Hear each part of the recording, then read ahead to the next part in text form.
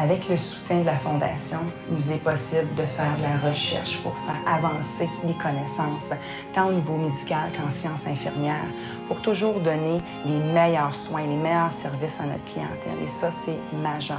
On a aussi accès, grâce au soutien de la Fondation, à un plateau technique, un plateau d'imagerie, d'intervention qui nous permettent de réaliser des choses, de sauver des vies qui ne peuvent pas être sauvées ailleurs sans cette infrastructure-là, sans cette technologie-là. Donc, quand un patient vient à l'Institut, c'est parce que souvent ailleurs, ils n'ont pas toute l'infrastructure, la technologie, l'expertise pour pouvoir faire. On a un centre de 3e et de 4e ligne. Et donc, on est capable de sauver des vies, de changer des vies grâce au soutien de la Fondation, justement. Le gouvernement nous donne l'argent qui nous permet d'offrir des soins de très haute qualité aux patients.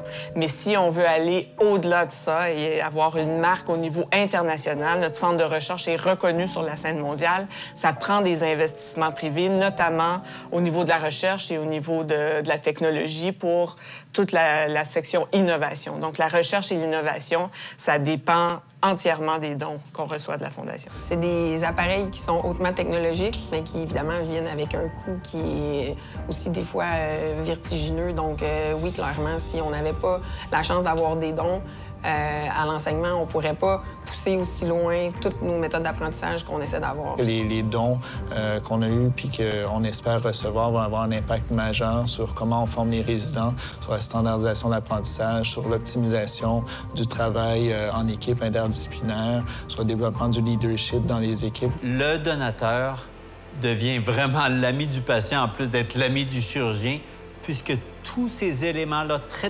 technologiques se transforment en coûts très élevés et avec le support de tous et chacun, ça nous permet de garder ces programmes-là non seulement à flot, point de vue monétairement, mais nous permet aussi d'avoir un élan de développement important et qui est central pour notre rôle à l'Institut de cardiologie de Montréal.